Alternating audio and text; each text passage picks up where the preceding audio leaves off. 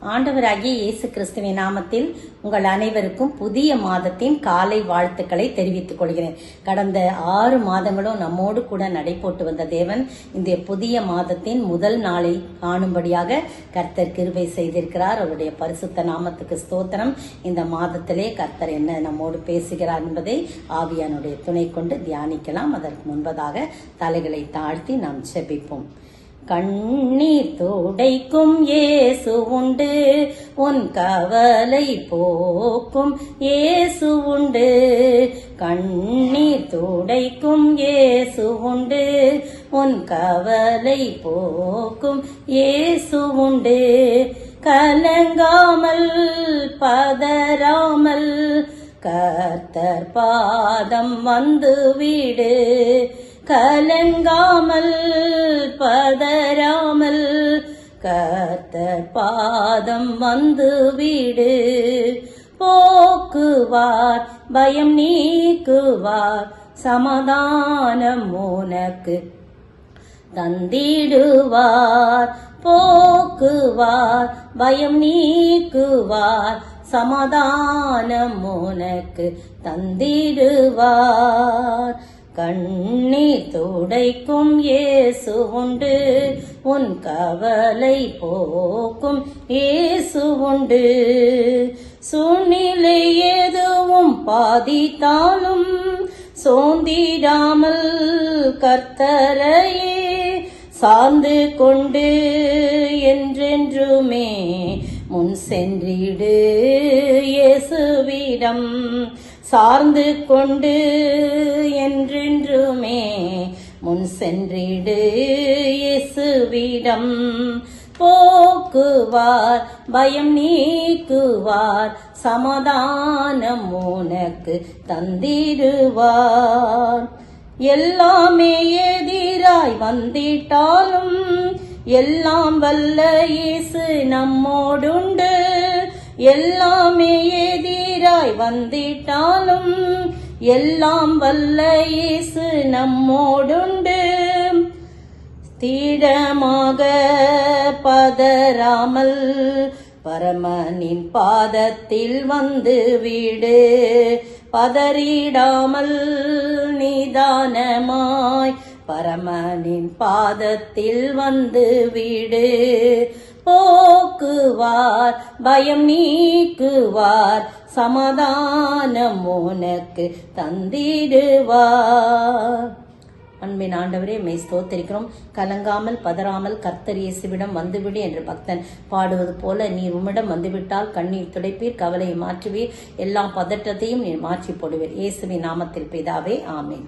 இன்றைய நாளே பதற்றம், பதறாதே, பதறுதல் என்று சொல்லி அந்த தலைப்பிலே நாம் தியானிக்கலாம். முதலாவது ஏசாயா 35:4. மனம் பதறுகிறவர்களை பார்த்து நீங்கள் பயப்படாதீர்கள், திடன் கொள்ளுங்கள். இதோ உங்கள் தேவன் நீதியை சரி கட்டவும் உங்கள் தேவன் பதிலளிக்கும் வருவார். அவர் வந்து உங்களை ரட்சிப்பார் என்று சொல்லுங்கள். பாருங்க, மனம் பதறுவாங்க சில பேர். ஒரு நிதானம் இருக்காது. பதறுதல் அப்படின்னு சொன்னா ஹேஸ்டி அப்படின்னு சொல்லி இங்கிலீஷ்ல பதற்றம், அதுக்கு ஹேஸ்டின்னு சொல்லப்பட்டிருக்குது. அப்படி பதறும் போது அவங்களுக்கு நிதானம் இருக்காது. படப்படன்னு அவங்களுக்கு அந்த நேரத்துல என்ன செய்ய தெரியாது, பதறுவாங்க. அவங்கள பார்த்து ஆண்டவர் என்ன சொல்றாராம், மனம் பதறல் பார்த்து நீங்க பயப்படாதீர்கள், திடன் கொள்ளுங்கள். இதோ உங்கள் தேவன் உங்களுக்கு பதிலளிக்க வருவார், அவர் உங்களை ரட்சிப்பார், அவர் உங்களுக்கு விடுதலை தருவார், அவர் உங்களை விடுவிப்பார் என்று சொல்லி நம்மை தேற்றுகின்ற ஆண்டவராய் இந்த நேரத்தில் கடந்து வந்திருக்கார். 2 தலைப்புல நம்ம தியானிக்கலாம். யார் பதறுகிறான் என்று சொல்லி பார்க்கும்போது, முதலாவது நீதிமொழிகளின் புத்தகம் 28ஆம் அதிகாரம், நீதிமொழிகள் 28 வசனம் 22. வன்கண்ணன் செல்வனாகிறதற்கு பதறுகிறான், வறுமை தனக்கு வரும் என்று அறியாதிருக்கிறான். பாருங்க, வன்கண்ணன் அப்படின்னு சொன்னா ஜெலஸ் மேன் அர்த்தம். ஆங்கிலத்துல பொறாமை கொண்டவன். அவன் என்ன செய்யறான், செல்வந்தன் ஆகிறதுக்கு பதறான். நான் எப்படியாவது செல்வந்தன் ஆயிடணும், மற்றவங்களை பார்த்து பொறாமப்பட்டு அவங்க அப்படி இருக்காங்களே, இவங்க எப்படி இருக்காங்களே, நான் எப்படி ஆகிலும் அப்படி வரணும் அப்படின்னு சொல்லிட்டு செல்வன் ஆகிறதற்கு வன்கண்ணன், இந்த பொறாமை கண் படைத்தவன், அவன் என்ன செய்யறான், அவன் பதறி அவன் செல்வன் ஆகிறதுக்கு பதறான். ஆனா அவன் தரித்திரன் ஆவான் என்று சொல்லி அவனுக்கு என்ன பண்ணல, அது தெரியல, தனக்கு வறுமை வரும் என்று அவன் அறியாதிருக்கிறான். அதே பாருங்க, நீதிமொழிகள் 21ல ஒரு வசனம் சொல்லப்பட்டிருக்கு. நீதிமொழிகள் 21:5 பாருங்களேன். ஜாக்கிரதையுள்ளவனுடைய நினைவுகள் செல்வத்துக்கும் பதறுகிறவனுடைய நினைவுகள் தரித்திரத்துக்கும் ஏதுவாகும். அப்ப பதறும் போது அவங்களுக்கு தரித்திரம் உண்டாகும். எதுக்கு? செல்வன் ஆகிறதற்கு வன்கண்ணை உடையவன், பொறாமை கொண்டவன், பதறிக்கிட்டு நான் அப்படி வரணும் இப்படி வரணும்னு தவறான காரியங்கள்ல அவங்க குறுக்கு வழியில கூட அதை சொல்லலாம். அப்படிலாம் வரும்போது அவன் தரித்திரன் ஆகிறான். அவனுக்கு வறுமை இருக்கிறது, வறுமை காத்திருக்கிறது என்பதை அவன் அறியவில்லை என்று சொல்லப்பட்டிருக்குது. அப்புறம் பாருங்க, மத்தேயு எழுதின சுவிசேஷம் 20ஆம் அதிகாரம், மத்தேயு 20ஆம் அதிகாரத்துல பாத்தீங்கன்னா அங்க ஒரு காரியம் சொல்லப்பட்டிருக்கு. மத்தேயு 20:15 வசனம்.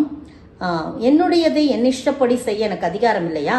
நான் தயாளனாய் இருக்கப்படியால் நீ ஏன் வன்கண்ணராய் இருக்கலாமா என்று கேட்கிறார். ஒரு பரலோக ராஜ்யம் வீட்டு எஜமானாகிய ஒரு மனுஷனுக்கு ஒப்பாய் இருக்கிறது. அவன் திராட்சை தோட்டத்துக்கு வேலையாட்களை அமர்த்த அதிகாலையிலிருந்து அவன் புறப்படுறான். வேலையாட்களுடன் பேசி நாளொன்றுக்கு ஒரு பணம் கூலி பேசி கூட்டிட்டு வரான். அப்ப கூட்டிட்டு வரும்போது 3ஆம் மணி வேளையிலும் அவன் புறப்பட்டு கடை தெருவில் சும்மா நிற்கிற வேறு சிலரை கண்டு அவங்க என்ன செய்யறாங்க, அவங்கள கூட்டிட்டு வர்றாங்க. அப்படியாக கூட இன்னுமாய் 8ஆம் 9ஆம் மணி வேளையிலும் அவன் போய் அப்படியே செய்தான். 11ஆம் மணி வேளையிலும் அவன் போய் அப்படியே சும்மா நிற்கிற வேறு சிலரை கண்டு, நீங்கள் பகல் முழுவதும் இங்கே ஏன் சும்மா நிற்கிறது என்னன்னு கேட்டோன்னே, யாரும் எங்களுக்கு வேலை கொடுக்கலன்னா வாங்க அப்படின்னு சொல்லி அவங்களுக்கிட்டையும் எல்லாம் கூலிலாம் பேசி நியாயமானபடி கூலி பெறுவீங்கன்னு கூட்டிகிட்டு வராங்க. இப்போ காலையில் 6 மணிலேருந்து சாயந்தரம் 6 மணி வரைக்கும் வேலைக்காரங்க வராங்க இல்லையா? 6 மணிக்கு வராங்க, காலையில் 9 மணிக்கு வராங்க, 12 மணிக்கு வராங்க, அப்புறமா 3 மணிக்கு வராங்க, திருப்பி சாயந்தரம் 6 மணிக்கு வராங்க. இப்படியாக அவங்க வராங்க. கடைசியில் எல்லாம் முடிஞ்ச உடனே சாயந்தரம் எல்லாருக்கும் முதல்ல வந்தவனுக்கு கடைசியில் வந்தவனுக்கு ஒரு தினாரையும் ஒரு கூலி பணம் பேசுனதை கொடுக்குறாங்க. அப்போ இவங்க முதல்ல காலிலேருந்து வேலை செஞ்சவங்க நினைக்கிறாங்க அவனுக்கு தான் ஒன்று கொடுக்குறாங்க ஒரு பணம், நம்மளுக்கு நம்ம காலிலேருந்து வேலை செஞ்சுமே நமக்கு நிறையா கிடைக்கும்னு காத்திருக்கிறாங்க. ஆனால் அவங்களுக்கும் ஒரு பணம் குடிச்சோன்னா அவங்க முறுமுறுக்கிறாங்க. அவங்களுக்கு பிடிக்கல, அது ரொம்ப பொறாமையாயிடுது. என்னது, கடைசியில வந்தவங்களுக்கு ஒரு பணம், அதே மாதிரி நம்ம காலையிலேருந்து உழைச்சவங்களுக்கு ஒரு பணமா அப்படின்னு சொல்லி முறுமுறுக்கும் போது ஒருத்தன் ரொம்ப அதிகமா முறுமுறுக்கிறான். அதனால அவன்கிட்ட அவர்களில் ஒருவனுக்கு அவன் பிரதியுத்தரமாக, அந்த எஜமான் பிரதியுத்தரமாக, சிநேகிதனே, நான் உனக்கு அநியாயம் செய்யவில்லையே, இப்படி பதறி பேசிக்கிட்டு இருக்கிற, நான் உனக்கு அநியாயம் செய்யல, நீ என்கிட்ட ஒரு பணத்துக்கு தானே சம்மதிக்கவில்லையா, நீ அப்படிதானே நீ வந்த, உன்னுடையதை நீ வாங்கி கொண்டு போ, அவனுக்கு கொடுக்கறது என்னுடைய இஷ்டம், நான் அப்படி இருக்கும்போது நீ வன்கண்ணனாய் இருக்கலாமா, நான் தயாளனாய் இருக்க நீ வன்கண்ணாய் இருக்கலாமா அப்படின்னு கேட்கிறேன். பாத்தீங்களா? அப்படிதான் மற்றவர்களை கம்பேர் பண்ணி இந்த உலகத்துல இன்றைக்கும் நடக்கிற ஒரு காரியம் இல்லையா? நேத்து வந்தவனுக்கு சம்பளம் கொடுக்கறாங்களே இவ்வளவு, இன்னைக்கு வந்தவனுக்கு கொடுக்கறாங்களே, நான் அன்னையிலேருந்து பழைய காலு, நான் எவ்வளவு நாளா வேலை செய்யறேன் அப்படின்னு நம்ம சொல்றோம் இல்லையா? அது உலகத்தாருடைய வழக்கு. வன்கண், அதுதான் வன்கண்ணின் நிமித்தமாய் வரக்கூடிய பதறுதல். இப்போ அவர் சொல்றாரு, நான் உன்னுடையதான் நீ வாங்கி கொடுப்போம், உனக்கு நான் வஞ்சனை பண்ணல, உன்கிட்ட ஒரு பணம் தான் பேசினா, அதே மாதிரி வந்த உனக்கு கொடுத்தேன், கடைசியில வந்தான் வேலையே இல்லாம கஷ்டப்பட்டுக்கிட்டு இருந்தான், அவனை சும்மா நிக்கிறானே வாடாப்பான்னு சொல்லி கூப்பிட்டு அந்த வேலையை முடிக்க வச்சு அவனுக்கு நான் கொடுக்கறேன், அப்ப நீ ஏன் அந்த வன்கண்ணா இருக்கிற அப்படின்னு சொல்லி கேட்கறத நம்ம பார்க்கிறோம். நீதிமொழிகளின் புத்தகத்துல 23ஆம் அதிகாரத்துல பாருங்க, இந்த 23 நீதிமொழிகள் 23ல 6லேருந்து 8 வசனத்துல பாருங்க ஒரு காரியம் அங்க சொல்லப்பட்டிருக்கு. இந்த வன்கண்ணாய் இருப்பவனை குறித்து சொல்லப்பட்டிருக்கு. நீதிமொழிகள் 23 6லேருந்து 8ஆம் வசனம். வன்கண்ணனுடைய ஆகாரத்தை புசியாதே, அவனுடைய ருசியுள்ள பதார்த்தங்களை இச்சியாதே, அவன் இருதயத்தின் நினைவு எப்படியோ அப்படியே அவன் இருக்கிறான், புசியும் பானம் பண்ணும் என்று அவன் உன்னோட சொன்னாலும் அவன் இருதயம் உன்னோட இராது, நீ புசித்த துணிக்கையை வாந்தி பண்ணி உன் இனிய சொற்களை இழந்து போவாய். பார்த்தீங்களா எவ்வளவு திட்டமும் தெரியுமா சொல்றான். இந்த பொறாமை பிடித்தவர்கள் அப்படியே நயவஞ்சகமா பேசுவாங்க, அப்படி இப்படின்னு பேசுவாங்க, நமக்கு நல்லா தெரியும் அவங்க இனிமையா பேசுறாங்க அப்படின்னு சொல்லிட்டு அவங்க கிட்ட என்ன பண்ணக்கூடாது, புசிக்க கூடாது, குடிக்க கூடாது. அவங்க கொடுக்கறத அவங்க புசி, குடி, இந்தப்பா இதை சாப்பிடு, இந்தம்மா இதை சாப்பிடுன்னு சொல்லி கொடுத்தாலும் நீ குடிக்காத, சாப்பிடாத. அவங்க சொன்னா கூட அவங்க வாய் தான் சொல்லுது, அவங்களுடைய இருதயம் உன்னோடு கூட இருக்கவில்லை. உன்னை வன்கண்ணாய் பார்க்கிறது, உன்னை பொறாமையாய் பார்க்கிறது. நீ புசித்த துணிக்கையை வாந்தி பண்ணி உன் இனிய சொற்களை நீ இழந்து போவாய் அப்படின்னு சொல்லி சொல்லப்படுது. அதனால வன்கண்ணன் பதறுகிறான் என்று சொல்லி போடப்பட்டிருக்கு. உபாகமம் 15ஆம் அதிகாரம் 9ஆம் வசனம் பாருங்க. 9-10 வசனங்கள்ல உபாகமம், விடுதலை வருஷமாகிய 7ஆம் வருஷம் கிட்டி இருக்கிறது என்று சொல்லி உன் இருதயத்திலே பொல்லாத நினைவு கொண்டு உன் ஏழை சகோதரனுக்கு கொடாமல் மறுத்து அவன் மேல் வன்கண் வைக்காதபடிக்கு அவன் உன்னை குறித்து கர்த்தரை நோக்கி அபயமிடாதபடிக்கு எச்சரிக்கையாயிரு. அப்படி செய்வாயானால் அது உனக்கு பாவமாயிருக்கும். அவனுக்கு தாராளமாய் கொடுப்பாயாக. அவனுக்கு கொடுக்கும் போது உன் இருதயம் விசனப்படாதிருப்பதாக. அது நிமித்தமாக உன் தேவனாய் கர்த்தர் உன்னுடைய எல்லா கிரியைகளிலும் நீ கையிட்டு செய்யும் எல்லா காரியங்களும் நீ ஆசீர்வதிப்பார். பாருங்க, அந்த அடிமையா கொண்டு வராங்கல்ல, அவனை 7ஆவது வருஷம் விடுதலை பண்ணும்போது அவனுக்கு என்னென்ன கொடுக்கணுமோ அதெல்லாம் கொடுத்து அனுப்பணும். அதை கொடுத்து அனுப்ப, ஐயோ இவ்வளவு கொடுக்கணுமே, அவன் தான் நம்ம கிட்ட இருந்து போறானே அப்படிலாம் நீ வன்கண்ணா இருந்து பொறாமப்பட்டுக்கிட்டு அவனுக்கு கொடுக்கறதுல நீ குறைச்சி அவனை வஞ்சித்து அப்படிலாம் நீ செஞ்சானா அது உனக்கு பாவம். நீ கொடுக்கிறத உள்ளான மனதோட கொடு, வன்கண்ணா இருக்காத, இதுல நீ பதறிக்கொண்டு காரியங்களை செய்யாத அப்படின்னு சொல்லி என்ன பண்ணாங்க, தவறான எந்த முடிவும் நீ ஹேஸ்டியான எந்த முடிவும் நீ எடுத்துறாத. நீ சரியான முறையில செஞ்சா கர்த்தர் உன்னுடைய எல்லா காரியங்களும் ஆசீர்வதிப்பார். அந்த அருமையான வேளையிலே நீங்களும் நானும் வன்கண்ணரை போல இல்லாதபடி நாம் கர்த்தருக்கு பிரியமானவர்களாய் ஆசீர்வாதத்தை பெற்றுக்கொள்கிறாய் காணப்பட ஆண்டவர் தாமே கிருபை செய்வாராக. பாருங்க, நீதிமொழிகள் 29:20 வார்த்தையில் பதறுகிறான். வார்த்தையில யோசிக்காம தன் வார்த்தையில் பதறுகிறான். அவன் வன்கண்ணன் பதறுகிறான். யோசிக்காம இருக்கிறவன், யோசிக்காம செயல்படுகிறவன் தன் வார்த்தையில் பதறுகிறவனா இருக்கிறான். வாசிக்கலாம். நீதிமொழிகள் 29:20 வாசிக்கிறேன். தன் வார்த்தைகளில் பதறுகிற மனுஷனை கண்டாயானால் அவனை நம்புவதை பார்க்கிலும் மூடனை நம்பலாம். பாத்தீங்களா, தன் வார்த்தையில பதறி பேசுது, படப்படன்னு பதறி பேசுவாங்க சில பேர் பாத்தீங்கன்னா. அப்ப அவனை நம்புவதை பார்க்கிலும் ஒரு மூடனை நம்பலாம்ப்பா. பதறி பேசுறவனை நம்பாத, அவனை நம்புவதை காட்டிலும் ஒரு மூடனை நம்பலாம் அப்படின்னு சொல்லி போடப்பட்டிருக்கு. பாருங்க, லேவியராகமம் 5ஆம் அதிகாரம், லேவியராகமத்துல 5ஆம் அதிகாரத்துல 4ஆம் வசனம் பாருங்க. 5 மனிதர் பதறி ஆணையிடும் எந்த காரியத்தினாலும் ஒருவன் தீமை செய்கிறதற்காவது நன்மை செய்கிறதற்காவது தன் மனம் அறியாமல் தன் உதடுகளினால் பதறி ஆணையிட்டு பின்பு அவன் அதை அறிந்து கொண்டால் அதை குறித்து குற்றம் உள்ளவனாவான். பாருங்க, மனிதர் பதறி ஆணையிட்டுருவாங்க, பொருத்தனை பண்ணிடுவாங்க. ஏதாவது ஒரு காரியத்துல அதுல தீமை வருதா நன்மை வருதா எதையுமே யோசிக்கிறதுல தன்னுடைய மனம் அறியாமல் அவங்க உதடுகளினால் பதறி, 2 தடவை அந்த வசனத்துல பதறின்னு இருக்கு, பதறி ஆணையிட்டு பின்பு அவன் அதை அறிந்து கொண்டால் ஐயோ நான் இப்படி செஞ்சிட்டேனேன்னு சொல்லி குற்ற உணர்வு அடைவாங்களாம். இதை சொன்ன உடனே எனக்கு ஒரு சம்பவம் ஞாபகம் வந்தது. நியாயாதிபதிகளின் புத்தகம் 11ஆம் அதிகாரம் 30-31 வசனத்தை நான் வாசிக்கிறேன். 30-31. அப்பொழுது எப்தா கர்த்தருக்கு ஒரு பொருத்தனை பண்ணி, தேவரீர் அம்மோன் புத்திரரை என் கையில் ஒப்பு கொடுத்தால் நான் அம்மோன் புத்திரிடத்திலிருந்து சமாதானத்தோட திரும்பி வரும்போது என் வீட்டு வாசற்படியிலிருந்து எனக்கு எதிர்கொண்டு வருவது எதுவோ அது கர்த்தருக்கு உரியதாகும், அதை சர்வாங்க தகன பலியாக செலுத்துவேன் என்றான். பாருங்க, எவ்வளவு ஒரு பயங்கரமான ஒரு பொருத்தனை. யோசிக்காம மனம் பதறி வாயினால சொல்லக்கூடிய வார்த்தை. கீலேயாத்தியன் தான், கீலேயாத்தியனான எப்தா. அவன் பலத்த பராக்கிரமசாலியான் தான். அவன் பரஸ்திரியின் குமாரன். ஆனா கீலேயாத் அவனை பெற்றான்.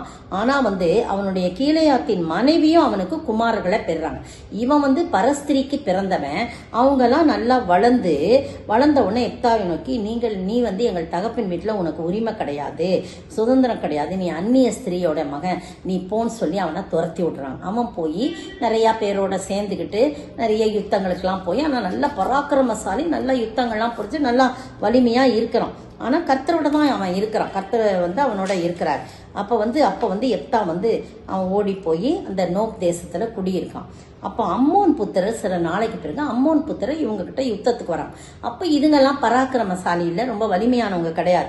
அப்ப இவங்க எல்லாம் போய் என்ன பண்றாங்க, எப்தாவை தோப் தேசத்துல அழைத்து வர போய் எப்தாவை நோக்கி நீ வந்து அம்மோன் புத்திரருக்கு அப்படி எங்களுக்காக நீ யுத்தம் பண்ணுன்னு சொல்றான். அப்ப இவன் சொல்றான், நீங்க தான் என்னைய துரத்தி விட்டீங்களே, இப்ப வந்து என்னைய கூப்பிடுறீங்களே என்ன, அப்ப நீங்க வந்து என்னைய தலைவரா ஆக்கிருவீங்களா அப்படின்னு சொல்லி கேட்கிறோம். இப்ப ஆபத்து நேரிட்டு இருக்கிற சமயத்துல மட்டும் என்னைய கூப்பிடுறீங்களே அப்படின்னு சொன்னோன்னா, இல்ல நீ எங்களோட கூட வந்து அம்மோன் புத்தரோடு யுத்தம் பண்ணி கீலேயாத்தின் குடிகளாகி எங்கள் அனைவர் மேலும் நீ தலைவனாய் இருக்க வேண்டும் அப்படின்னு சொல்லி அந்த ஒப்பந்தம் பண்ணிக்கிறாங்க. அதனால அவன் போறான். அதுக்கு பிறகு நிறைய காரியம்லாம் நடக்குது. கர்த்தருடைய ஆவியானவர் அவன் மேல இறங்குறாரு. அந்த மாதிரி இறங்கும் போது அவன் பலன் பெற்று அவன் வந்து நிறைய சம்பவம் இருக்கு, அதெல்லாம் வேண்டியதில்லை நமக்கு.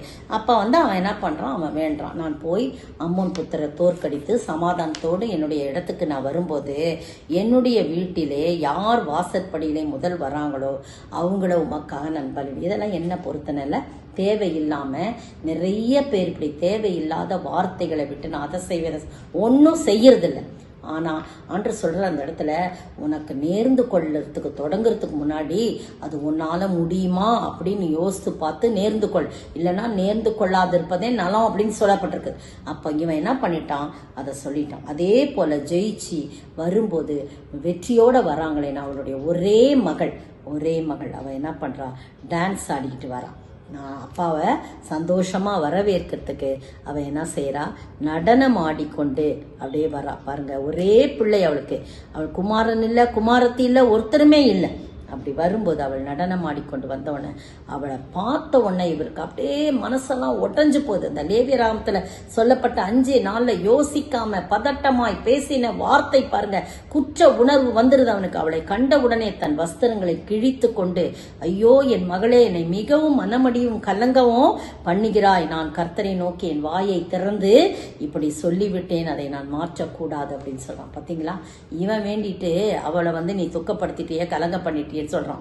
அப்பொழுது அவள் வந்து சொல்றா, என் தகப்பனே, நீ கர்த்தரை நோக்கி உம்முடைய வாயை திறந்து பேசினர் அல்லவா, அம்மோன் புத்திரராகிய உம்முடைய சத்துருக்களுக்கு நீதியை சரிக்கட்டும் ஜெயத்தை கர்த்தர் உம்முடைய கையிலே கொடுப்பார் என்றால், நீ வீட்டுக்கு எதிர்கொண்டு வருது எதுவோ வாசல்ல வருதோ அதை நான் உமக்கு கொடுக்குறேன்னு தானே வேணுனீங்க, அதை சொல்றீங்க, பரவாயில்ல, நீங்க வந்து அதே மாதிரியே நீங்க செய்யுங்க. நான் அதுக்கு முன்னால ஒரு காரியம் செய்யணும், நான் மலையில போய் திரிந்து நானும் என் தோழிமார்களும் என் கன்னிமை நிமித்தம் துக்கம் கொண்டாடிட்டு வர எனக்கு 2 மாதம் தவணை கொடுக்க வேண்டும் சொல்றோம். எவ்வளவு வேதனையான காரியம் இல்ல. அதுக்கு பிறகு ஆண்டவர் வந்து அந்த நரபலிய மனித பலிய விரும்புறாரா விரும்பலையா, அவர் அப்படிலாம் கேட்பாரா அப்படிலாம் நிறைய, அதுக்கு நிறைய விளக்கங்கள் இருக்குது, வேத விளக்கங்கள். ஆனா வந்து 2 மாதம் முடிந்த பிறகு அவன் தகப்பனிடத்துல திரும்பி வந்தால் அப்பொழுது அவன் பண்ணி இருந்த தன் பொருத்தனின்படி அவளுக்கு செய்தான், அவள் புருஷனர் அப்படின்னு தான் போட்டிருக்குது. ஆனா சில வேத பண்டிதர்கள் சொல்றாங்க, அப்படிலாம் நரபலிலாம் அவர் வந்து விரும்புறதில்ல, இவன் வந்து வேண்டிட்டான், அதனால அவர் வந்து வேற மாதிரி வச்சு அப்படிலாம் சொல்றாங்க. ஆனா வந்து எப்படியோ மனம் பதறி அவன் பேசின வார்த்தையின் நிமித்தம் டக்குன்னு ஒருத்தர் சொல்லிடுவாங்க, மூஞ்சில் அடிச்சா மாதிரி. அப்படி சொல்லும் போது நமக்கு ரொம்ப கஷ்டமா இருக்கும். அதனால யோசித்து பேச வேண்டும். மனம் பதறுகின்ற வார்த்தை நாம் பேசக்கூடாது. பிரியமானவர்களே, நீங்களும் நானும் ஆண்டவருடைய சமூகத்துல நம்மை தாழ்த்தி ஒப்பு கொடுக்க வேண்டும். ஆண்டவரே, நான் பதறாமல் கலங்காமல் உடைய சமூகத்துல நான் வரணும். ஆண்டவரே, நான் வந்து ரொம்ப என்னை தாழ்த்தி இருக்கணும், என் வாயின் வார்த்தைகள்ல நான் ரொம்ப கவனமா இருக்கணும், பொறாமை வன்கண் எனக்கு இருக்கக்கூடாது என்று சொல்லி நாம் ஆண்டவருடைய சமூகத்துல இந்த 2 காரியத்துக்காக நாம் வேண்டலாம். ஒரு பாடல் பாடலாம். ஏற்ற நேரம் எனக்கு உதவி செய்த கிருபை, சோர்ந்து போன நேரம் என்னை தாங்கிக் கொண்ட கிருபை, மனமுடைந்த நேரம் பதறி போன வேளை, கதறி அழுத போது அணைத்து கொண்ட கிருபை, மனமுடைந்த நேரம் பதறி போன வேளை, கதறி அழுத போது அணைத்து கொண்ட கிருபை, கதறி அழுத போது அணைத்து கொண்ட கிருபை, நான் கதறி அழுத போது அணைத்து கொண்ட கிருபை. 3வது பாருங்க, யார் பதறுவாங்கன்னா, மற்றவர்கள் கோபப்படுத்தும் போது நம்ம அமைதியில தான் இருப்போம், நம்மள சீண்டி விடுறாங்க பாத்தீங்களா, அப்ப வந்து மனம் பதறி பேசுவாங்க. அப்போ முதல்ல வன்கண்ணன் பதறுவான், அடுத்தது யோசிக்காமல் தன் வார்த்தைகளிலே பதறுகிறவன். அடுத்தது மற்றவர்கள் கோபப்படுத்தும் போது, சீண்டும் போது பொறுமையா இல்லாதபடி அந்த நேரத்துல பதற காரியம் நம்மளை எப்படியாக இருக்கிறது பாருங்க, எவ்வளவு பயங்கரம். பதறினால் சிதறுவாயின்னு ஒரு லாரிக்கு பின்னாடி போட்டிருந்துச்சு. அப்போ ரொம்ப பதறாம லாரி ஓட்டுறவங்க எல்லாம் பார்த்தீங்கன்னா பதறாம இருக்கணும். தங்களுடைய ஓட்டுதல்ல அவங்க நம்பிக்கையா இருக்கணும், திடனா இருக்கணும், கரெக்டா நம்ம போவோம் அப்படின்னு நம்பிக்கையோட இருக்கணும். அப்பதான் பயந்து கொண்டு நிறைய டிராபிக்லாம் அவங்க பயந்துட்டு அப்படி இப்படி இருந்தா கை காலெல்லாம் நடுங்கி நம்ம தடுமாற்றம் ஆயிடும். அதனால எல்லா காரியத்திலும் ஓட்டுநர்கள்லாம் ரொம்ப விசேஷமா நம்ம அப்படி இருக்கணும். அப்ப மற்றவர்கள் கோபப்படுத்துவதால் பதறுகின்ற ஒரு காரியத்தை நம்ம பார்க்கலாம். சங்கீதம் 106 32 33 வசனங்கள். மேரிபாவின் தண்ணீர்களிடத்திலும் அவருக்கு கடுங்கோபம் ஊட்டினார்கள். அவர்கள் நிமித்தம் மோசேக்கு பொல்லாப்பு வந்தது. அவர்கள் அவன் ஆவியை விசனப்படுத்தினதனாலே தன் உதடுகளினால் பதறி பேசினான். பாத்தீங்களா, அந்த தண்ணி இல்லை, அவங்க ரொம்ப அந்த கஷ்டப்பட்டுக்கிட்டு இருக்காங்க, வருத்தமா இருக்காங்க. அதனால மோசையை குறித்து ரொம்ப பேசுறாங்க. நாங்கள் அங்கேயே இருந்திருப்போமே, இந்த வனாந்தரத்துல கொண்டு வந்து எங்களை இது பண்றீங்களே, தண்ணி இல்லையே, நாங்கள் சாகுறோமே, அப்படி இப்படின்னு சொன்ன உடனே அவங்க 2 பேரும் பாருங்க, எண்ணாகமத்தில் இது சொல்லப்பட்டிருக்கு. எண்ணாகமம் 20ஆம் அதிகாரத்தில் அவ்வளோ முறுமுறுக்கிறாங்க, அப்படி இருக்கிறாங்க. அப்போ மோசேயும் ஆரோனும் சபையாரை விட்டு ஆசரிப்பு கூடாரத்து வாசல்ல போய் முகம் குப்புற விழுந்து அப்போ ஆண்டவருடைய மகிமை அவர்களை நிரப்புது. ஆண்டு சொல்றாரு, கர்த்தர் சொல்றாரு, நீங்க ஒரு கோலை எடுத்துக்கிட்டு போ, நீயும் ஆரோனும் போய் அந்த சபையெல்லாம் கூடி வர செய்து அந்த மேரிபாவில் அந்த இடத்துல கண்மலையை பார்த்து பேசுங்கள். அப்பொழுது தன்னிடத்துல தண்ணீர் கொடுக்கும், தன்னிடத்துல இருந்த தண்ணீரை அந்த கண்மலை கொடுக்கும். நீ அவர்களுக்கு கண்மலையிலிருந்து தண்ணீரை புறப்பட பண்ணி சபையாருக்கும் அவர்கள் மிருகங்களுக்கும் குடிக்க கொடுப்பான்னு சொல்றான். உடனே இவன் அதே மாதிரி போறான், கோலை எடுத்துட்டு போறான். ஆனா மோசேயும் ஆரோனும் சபையார் முன்பாக எல்லாம் கூடியிருக்காங்க. அவங்க ரொம்ப கலகம் பண்ணி ரொம்ப பிரச்சனை பண்ணிட்டே இருந்ததுனால கொஞ்சம் பொறுமையை இழந்துடலாம், பதறி பேசுறான். கலகக்காரரே கேளுங்கள், உங்களுக்கு இந்த கண்மலையிலிருந்து நாங்கள் தண்ணீர் புறப்பட பண்ணுவோமோ என்று சொல்லி தன் கையை ஓங்கி கண்மலையை தன் கோலினால் 2 தரம் அடித்தான். ஒரு தடவை கண்மலையை அடிக்க சொன்னாரு, பிளந்து வந்துச்சு. இப்ப என்ன சொன்னாரு, கண்மலையோட பேசுன்னு சொல்றாரு. கண்மலையே இந்த ஜனங்களுக்கு தண்ணீர் கொடுன்னு சொல்றாரு, அவ்வளவுதான். ஆனா இவருக்கு இந்த ஜனங்கள் கோபப்படுத்துறாங்க. அததான் இந்த சங்கீதம் 106 சொல்லப்பட்டிருக்குது. மேரிபாவின் தண்ணீரிடத்தில் அவருக்கு கடுங்கோபம் ஊட்டினார்கள். அவர்கள் நிமித்தம் மோசேக்கு பொல்லாப்பு வந்தது. அவர்கள் அவன் ஆவியை விசனப்படுத்தினாலே தன் உதடுகளாலே பதறி பேசினான். கலகக்காரரே, இந்த தண்ணியை உங்களுக்கு கொடுக்கணுமா அப்படின்னு சொல்லி கோபமா அதை 2 முறை அடித்தவுடன் தண்ணி வந்துச்சாங்க. தண்ணி அந்த ஜனங்கள்லாம் குடிச்சாங்க. ஆனா இந்த ஒரே ஒரு காரியத்தை நிமித்தமாய், அவன் மனம் பதறி பேசினதின் நிமித்தமாய், ஆண்டவர் என்ன சொன்னாரோ அதை மீறி அவன் செய்ததுனால இவ்வளோ ஜனங்களை எவ்வளவு கடின பாதையில் அழைத்து வந்தவன் கடைசியில் அந்த கானானை நீ பார்ப்பதில்லை அப்படின்னு சொல்லி, கானானை நீ சுதந்திரிப்பதில்லை, அந்த இடத்தை பார்ப்பையே தவிர அந்த இடத்துக்கு நீ போக மாட்டேன்னு சொல்றாரு. ஒண்ணுமே பேசலைங்க. அப்போ என்ன ஆண்டவரே, நான் தெரியாம இந்த ஜனங்க என்னைய கோவப்படுத்தினாங்களே, அதனால தானே நான் பேசிட்டேன், நான் செஞ்சுட்டேன், என்னைய மன்னிங்கப்பா, இவ்வளோ கடுமையான பாதையில அவங்களை நான் இவ்வளோ நடத்திட்டு வந்தேனே, நீங்க சொன்னதெல்லாம் நான் செஞ்சேனே, இந்த ஒரு சிறு காரியம் தானே, என்னை மன்னிக்க கூடாதா அப்படின்னு சொல்லி எதுவுமே என்ன பண்ணல, அவன் எதுவுமே எதிர்பேசல. சரிப்பா, நீங்க சொல்றதெல்லாம் செய்யறதெல்லாம் நல்லதுதான் அப்படின்ட்டு அமைதியா இருக்கான். அதே மாதிரி அவன் அந்த தேசத்தை அவன் சுதந்திரிக்கலாம். அதனால்தான் நம்மளை ரொம்ப இரிட்டேட் பண்ணுவாங்க எல்லாரும். ரொம்ப இரிட்டேட் பண்ணுறது நமக்கு எரிச்சலாக வரும், கோபமாக வரும். ஆனால் கூட நம்ம என்ன பண்ணக்கூடாது, அந்த இடத்துல நம்ம சாட்சியாக இருக்கிறதுக்கு பழகி கொள்ளணும். எல்லாரையும் தான், என்னையும் சேர்த்து தான் நான் சொல்கிறேன். ஆனால் இதே மோசையை குறித்து ஆண்டவர் எப்படி சாட்சி சொல்கிறார் பாருங்க. என்னாகமம் 12ஆம் அதிகாரத்தில் பாருங்க, என்ன அந்த மோசையின் சகோதரராகிய ஆரோனும் மீரியாமும் அவனை குறித்து முறுமுறுக்கிறாங்க, அவனுக்கு விரோதமாக பேசுகிறாங்க. மோசையை கொண்டு மாத்திரம்தான் கர்த்தர் பேசுவாரா, எங்களை குறித்து பேச மாட்டாரா அப்படின்னு சொன்னோன்னே கர்த்தர் அதை கேட்டார். கர்த்தர் கேட்டு அவரால் தாங்க முடியல. அவர் சொல்றாரு, மோசேயானவன் பூமியில் உள்ள 12ஆம் அதிகாரம் 3ஆம் வசனம், மோசேயானவன் பூமியில் உள்ள சகல மனிதர்களும் மிகுந்த சாந்த குணம் உள்ளவன், அப்படின்னு சொல்றார். அப்புறம் திரும்பி அப்படியே வர சொல்றார். அவர் உண்மை உள்ளவன், என் வீட்டில் எங்கும் அவன் உண்மை உள்ளவன். அவன் ஒரு தீர்க்கதரிசியா இருந்தால் அவனோட தரிசனத்துல நான் பேசுவேன், சொப்பனத்துல நான் பேசியிருப்பேன். ஆனால் என் தாசனாகிய மோசே அப்படிப்பட்டவன்ல, என் வீட்டில் எங்கும் உண்மை உள்ளவன். அவன் கர்த்தருடைய சாயலை காண்கிறான், அவனை மறைப்பொருளாக அல்ல, பிரத்யட்சமாய் நான் பேசுவேன். எப்படிலாம் சொன்னார் பார்த்தீங்களா? சாந்த குணமுள்ள, அந்த சாந்த குணமுள்ள பூமியில அவனை போல ஒருத்தரும் இல்லைன்னு சொல்லி ஆண்டவர் சாட்சி சொல்றாங்க. ஆனா என்ன நடக்குது?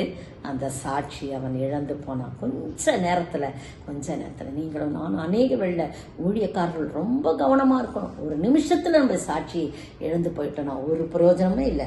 சத்துருவானன் அப்படியாக நம்மை விழத்தல்ல பார்க்கறதுக்கு நிறைய காரியம் செய்வான். ஆனா நீங்களும் நானும் பதறாமல் இருக்கும்போது தான் நம்ம ஆண்டவர் நம்மை ஆசீர்வதிப்பார். பாருங்க, அந்த கானானை சுதந்திரிக்கக்கூடிய ஒரு பாக்கியத்தை இழந்தான். அவ்வளோ கடினமான பாதையிலே கர்த்தர் அவனை நடத்தி வந்தார். அவ்வளோ ஜனங்களை அழகா வழி நடத்தினார். எவ்வளவு பட்ட பாடுகள், அந்த ஜனங்களோட பட்ட பாடுகள், வேதனைகள், அவமானங்கள், நிந்தைகள் எல்லாவற்றையும் பொறுத்து கொண்டார். ஆண்டுட்டு தான் போய் அழுவார். ஆனா இந்த நேரத்துல அந்த ஜனங்களை பார்த்து கோபப்பட்டு அந்த கோபத்துல கண்மலையை அடிச்சிட்டதுனால அதை இழந்து போனான், பேசினான், பதறி பேசினான். பிரியமானவர், நீங்களும் நானும் அப்படி செய்யக்கூடாது. அதனால ஆண்டவருடைய சமூகத்துல நம்மை தாழ்த்தி ஒப்பு கொடுப்போம். ஒரு பாடல் கூட பாடலாம். கலங்கும் நேளையில் கைவிடாத நேசரிவர், பதரும் வேளையில் மாறாத தேவனிவர். கலங்கும் வேளையில் கைவிடாத நேசரிவர், பதரும் வேளையில் மாறாத தேவனிவரா. நான் என்று முந்தன் பிள்ளை, நீர் என்றும் எந்தன் தந்தை. நான் என்று முந்தன் பிள்ளை, நீர் என்றும் எந்தன் தந்தை. அடுத்தது பாத்தீங்கன்னா, யார் பதற மாட்டார்கள் அப்படின்னு. இதெல்லாம் யார் பதறுவார்கள் பார்த்தோம், 3 காரியம். இப்ப யார் பதற மாட்டாங்க? ஏசாயா 28:16 வசனம் பாருங்க. ஆதலால் கர்த்தராகிய ஆண்டவர் உரைக்கிறதாவது, இதோ அஸ்திபாரமாக ஒரு கல்லை நான் சீயோனில் வைக்கிறேன், அது பரீட்சிக்கப்பட்டது, விலையேற பெற்றதும் திட அஸ்திபாரம் உள்ளதுமான மூளைக்கல்லாயிருந்தும் விசுவாசிக்கிறவன் பதறான்னு சொல்லப்படுது. எந்த ஒரு மனிதன் கர்த்தரை அஸ்திபாரமாக கொள்கிறானோ அவன் பதற மாட்டான். அவனுக்கு அந்த விசுவாசம் இருக்கும், அதனால அவன் பதற மாட்டான். எந்த ஒரு மனிதன் கர்த்தர் மேல தன்னுடைய வீட்டை கட்டுறானோ, கர்த்தர் தான் எனக்கு அஸ்திபாரம் நினைக்கிறானோ, அவனுக்கு என்ன பண்ணுவாரு? ஆண்டவர் யாரும் அசைக்க முடியாதவன.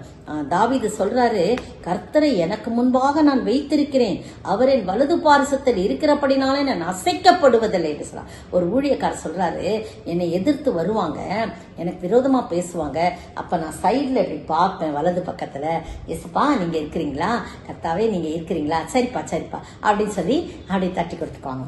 அப்ப எவ்வளவு அருமையான, அதெல்லாம் நான் அடிக்கடி அவர் சொன்னதுல இருந்து நான் அடிக்கடி அதை மாதிரி செய்யறதுக்கு பழகி கொண்டேன். இந்த அருமையான வேலையில அவர் நமது வலது பாசம் இருக்கு. அதனால அஸ்திபாரம் அவர் மூலமா இருக்கணும். அந்த விலையேற பெற்ற மூளைக்கல்லாகிய அஸ்திபாரம். 1 பேதுரு 2ஆம் அதிகாரத்துல பாருங்க, 5-6 வசனங்கள்ல 1 பேதுரு 2:5, ஜீவனுள்ள கற்களை போல ஆவிக்கேற்ற மாளிகையாகும் இயேசு கிறிஸ்து மூலமாய் தேவனுக்கு பிரியமான ஆவிக்கேற்ற பலிகளை செலுத்தும்படிக்கு பரிசுத்த ஆசாரிய கூட்டமாகும் கட்டப்பட்டு வருகிறீர்கள்.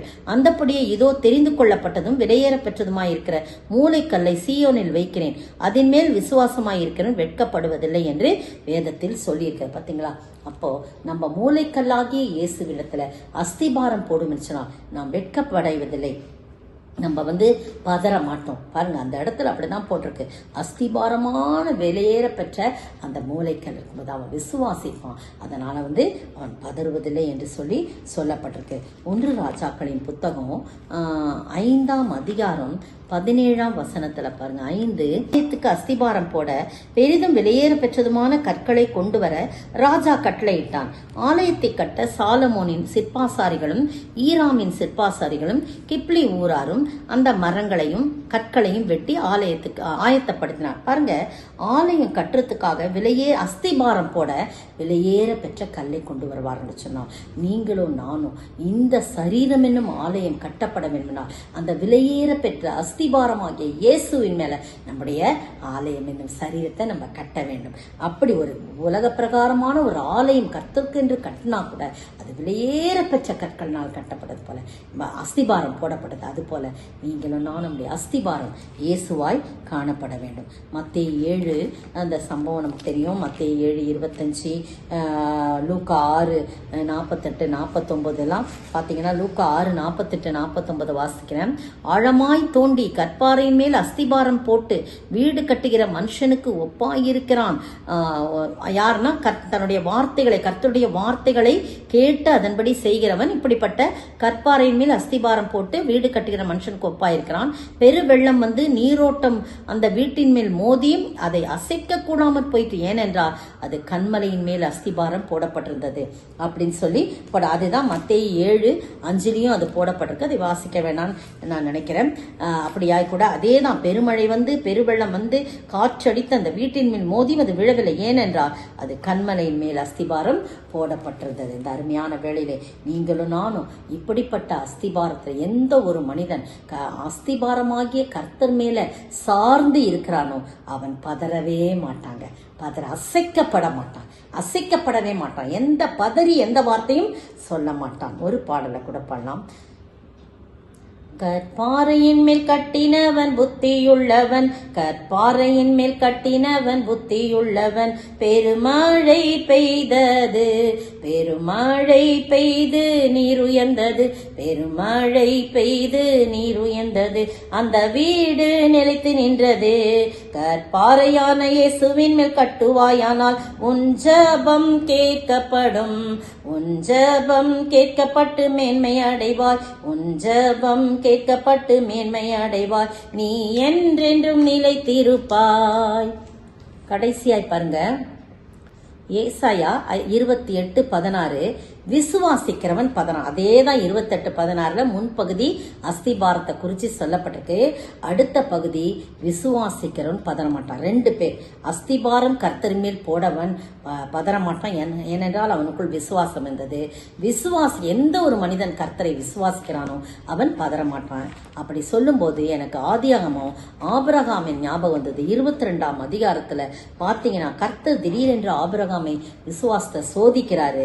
என்ன பண்றாரு? நீ உன்னுடைய ஒரே புத்திரனும் ஏகபுத்திரனும் ஏகசுதனும் நேசகுமாரனாகிய ஈசாக்க கொண்டு வந்து நான் காண்பிக்கும் மலையில கொண்டு வந்து பலியிடுன்றார். என்னங்க பதறவே இல்லைங்க.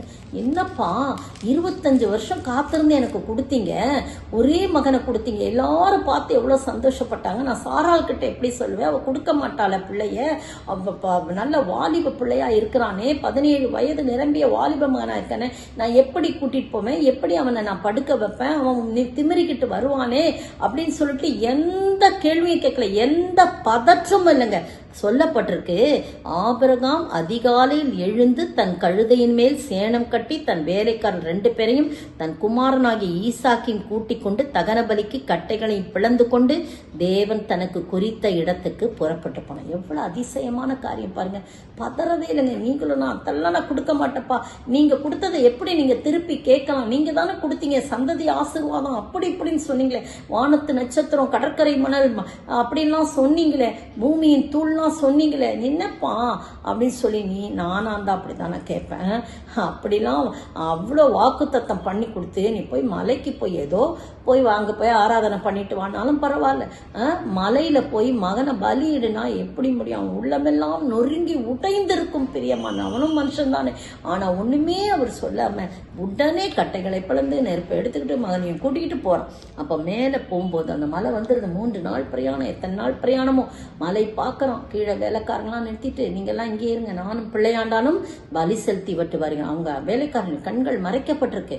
ஆடி எங்கன்னு அவங்க கேட்கல, ஆனா இவன் கேட்கறான், ஏறி போறான். 17 வயது நல்ல வாலிபன், முதுக அவன் தோல்ல விறகெல்லாம் அடிக்கிறாங்க. அப்பா எல்லாம் இருக்கு, விறகு இருக்கு, நெருப்பு இருக்கு, பலியிட ஆடி எங்கே? கர்த்தர் பார்த்துக்குவார்ப்பா. அவனும் விசுவாசிக்கிறான், அவனும் பதறல. என்னப்பா ஆடு எங்கப்பான்னு கேட்டா கர்த்தர் பார்த்துக்கொள்ள எதுவுமே சொல்ல. அவன் போறான், பலிபீடம் கட்டியாச்சு, அவனை படுக்க வைக்கிறாங்க, திமிரி கொண்டு வரல. ஏன்பா என்னைய போய் படுக்க வைக்கிறீங்க அப்படின்னு சொல்லி கடன்னு இறங்கி மலையிலேருந்து இறங்கி ஒடியாந்துருக்கலாம். ஆனால் செய்யல. அவனும் பதறாதபடி எங்க அப்பா செஞ்சா எல்லாம் நல்லதுக்கு செய்வார் அப்படின்னு சொல்லிட்டு அமைதலா பொறுமையா பதறாம படுத்துக்கிறது. கத்திய ஓங்கும் போது வானத்திலிருந்து சத்தம் உண்டாகி, ஆபிரகாமே நீ உன் ஒரே குமாரன் பார்க்காம எனக்காக ஒப்பு கொடுத்தாயலவா, இதனால நீ தேவனின் பயபக்தி உள்ளவன் என்பதை அறிந்திருக்கேன், சொல்லுக்கு நீ கீழ்ப்படின சொல்லு. 2 இடத்துல ஆதியாகமம் 22, 11, 12, 15, 16 வசனங்கள்லாம் நீங்க வாசித்து பாருங்க. ஆசீர்வதிக்கிறார், சந்ததி ஆசீர்வாதம் கொடுக்கிறார். நீ கீழ்ப்படிஞ்சப்பா உனக்கு ஆசீர்வாதம், சந்ததி ஆசீர்வதிக்கப்படும் சொல்றார். நீங்களும் நானும் எந்த ஒரு சந்தர்ப்பத்திலும் நாம் பதறக்கூடாது, கலங்கக்கூடாது, திகைக்கக்கூடாது. நம்ம பதறாம இருந்தோம்னா ஆசீர்வதிக்கப்படுவோம். ஆபிரகாமை போல பதறாம இருக்க கற்றுக்கொள்ளணும் பாருங்க. அதே போல இந்த ராஜாக்களின் புத்தகம், மத்தேயு எழுதின சுவிசேஷத்துல அஸ்திபாரத்துல நம்ம கட்டப்படும் பொழுது அவரை கர்த்தரை சார்ந்து கொள்ளும் போது, கர்த்தரை மட்டும் சார்ந்து கொள்ளும் போது நாம் பதற மாட்டோம், நம்ம ஆசீர்வதிக்கப்படுவோம். ஆபிரகாம் நிறைய காரியம் சொல்லலாம். யோபுலாம் வாய் திறந்து ஒரு வார்த்தையும் மனம் பதறி எந்த வார்த்தையும் சொல்லவில்லை. நிறைய சப்ஜெக்ட், நிறைய கேரக்டர்ஸ் இருக்காங்க. இதோட நான் முடிக்கிறேன். ஆண்டவருடைய சமூகத்திலே தாழ்த்துவோமா? ஒரு பாடல் பாடி ஜெபிக்கலாம். கர்த்தரின் கை குறுகவில்லை, கர்த்தரின் வாக்கு மாறிடதே, சுத்தர்களாய் மாறிடவே சுதனருள் புரிந்தனரே. விசுவாசியே நீ பதறாதே, விசுவாசியே நீ கலங்காதே, விசுவாசத்தால் நீதிமான் இன்றுமென்றும் பிழைப்பான், விசுவாசத்தால் நீதிமான் இன்றுமென்றும் பிழைப்பான். ஸ்தோத்திரிக்கிற ஆண்டவரே, துதிக்கிற ராஜா, எத்தனை நல்ல ஆண்டவரே. இந்த வேளையிலே புதிய மாதத்தை காண கிருபை செஞ்சீங்க. ஜூன் மாதம் முழுவதும் எங்களோடு கூட நடை போட்டு வந்து இந்த ஜூலை மாதத்தின் முதல் தேதியிலே காலையிலே வந்து பதறாதே மகளே, பதறாதே, மனம் பதறிகளை பார்த்து பயப்படாதீங்க, கலங்காதீங்க, திடன் கொள்ளுங்கள், நான் உங்களோடு கூட இருந்து உங்களை ரட்சிப்பேன்னு சொன்னீங்களே. எத்தனை அருமையான வாக்கு தத்தம் ஆண்டவரே. இந்த மாதம் முழுவதும் எதை குறித்தும் நாங்கள் பதறாதபடி, எந்த சூழ்நிலைகள் எங்களுக்கு எதிராக வந்தாலும், எல்லா சூழ்நிலைகளும் எங்களை சூழ்ந்து கொண்டாலும் ஆண்டவரே, பயங்கரமான காரியங்கள் எங்களை சூழ்ந்து கொண்டாலும் நாங்கள் பதறாதபடி ஆண்டவரே, அமைதலோடும் சமாதானத்தோடும் அமர்ந்து என் ஆண்டவரை சார்ந்து கொண்டு கர்த்தர் மேல் அஸ்திபாரத்தை கட்டி ஆண்டவரே உண்மையிலே நாங்கள் விசுவாசமாய் இருக்க நீ உதவி செய்ய வேண்டுமாய் ஜெபிக்கிறோம். அப்பொழுது எல்லா சூழ்நிலைகளையும் மாற்றி ஆண்டவரே நீ சமாதானத்தோடு ஆசீர்வதிக்கப்பட எங்களை ஒப்பு கொடுக்கிற ஆண்டவரே, நீ அப்படி மாற்றுவீர் ஆண்டவரே. அப்படியாய் நீங்க கிருபை செய்யுங்க. கேட்டுக்கொண்டிருக்கிற ஒவ்வொருவரும் எந்தெந்த காரியத்துக்காக பதறி கொண்டிருக்கிறார்களோ, எந்தெந்த காரியத்துக்காக கர்த்தாவே பல காரியங்களை சிந்தித்துக் கொண்டிருக்கார், வன்கண்ணாய் இருக்கக்கூடாது என்று சொல்றீங்க ஆண்டவரே. வார்த்தையினால் நாங்கள் பதறி பேசிவிடக் கூடாதுன்னு சொல்றீங்க. எப்தா போல பதறி சொல்லிவிடக் கூடாது. அதன் மூலமாக வரக்கூடிய விளைவுகளை நாங்கள் அனுபவிக்க வேண்டும் ஆண்டவரே. யாரையும் காயப்படுத்தக்கூடாது, காயம் கட்டுகிறவர்களாய் காணப்பட வேண்டும், பொறுமையோடு இருக்க வேண்டும். அந்த பொறுமையை எங்களுக்கு கற்றுக் கொடுங்க ஆண்டவரே. நாங்கள் அசட்டை பண்ணப்படும் போதும், நாங்கள் கர்த்தாவை நிராகரிக்கப்படும் போதும் ஆண்டவரை உண்மையை நாங்கள் சார்ந்து கொள்ள உதவி செய்வீராக. எல்லாவற்றையும் நேச கரத்தில் ஒப்புக்கொடுக்கிறோம். இயேசுவின் நாமத்தில் ஜெபிக்கிறேன் பிதாவே, ஆமேன், ஆமேன்.